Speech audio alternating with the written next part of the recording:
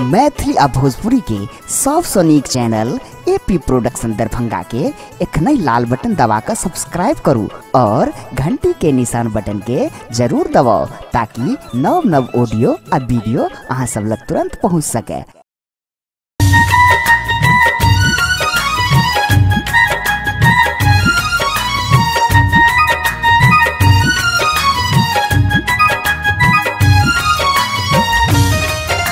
एखन अपने सब सुन रहल छी एपी प्रोडक्शन के प्रस्तुति।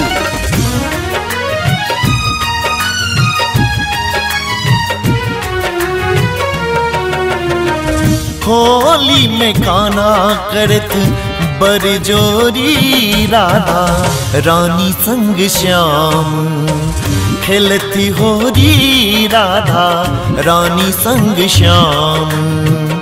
होली में गाना करत बरजोरी राधा रानी संग श्याम खेलती होरी राधा रानी संग श्याम।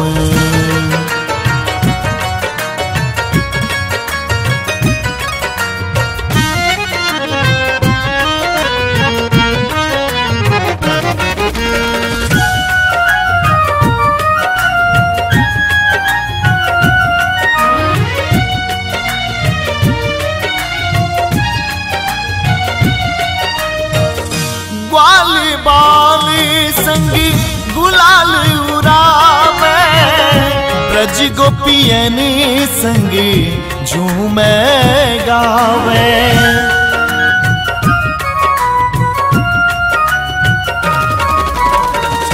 ग्वाल बाल संगी गुलाल उड़ावे ब्रज गोपियन संग झूमे गावे। मुरली बजाई केलन चित चोरी राधा रानी संग श्याम खेलती होरी राधा रानी संग श्याम खेलती होरी राधा रानी संग श्याम।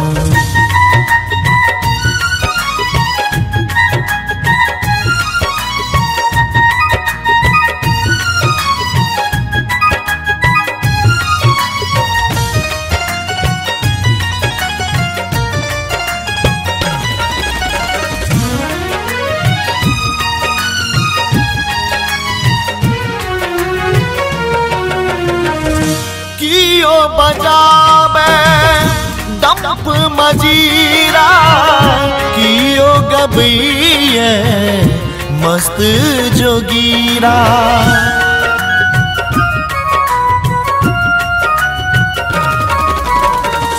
कियो बजावे डंप मजीरा कियो गबैये मस्त जोगीरा। झुम झुम नाचे राधा श्याम जोरी राधा रानी संग श्याम खेलती होरी राधा रानी संग श्याम खेलती होरी राधा रानी संग श्याम।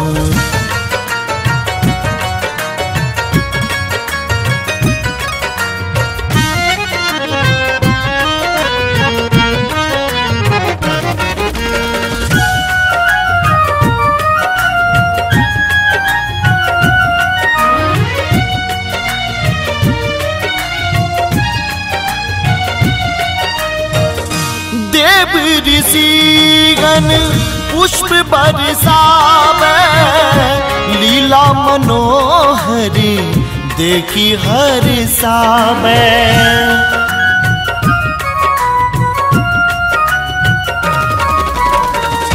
देव ऋषिगण पुष्प बरसावे लीला मनोहरी देखी हर्षावे। राम बाबू से हो आई गावे होरी राधा रानी संग श्याम खेलती होरी राधा रानी संग श्याम खेलती होरी राधा रानी संग श्याम।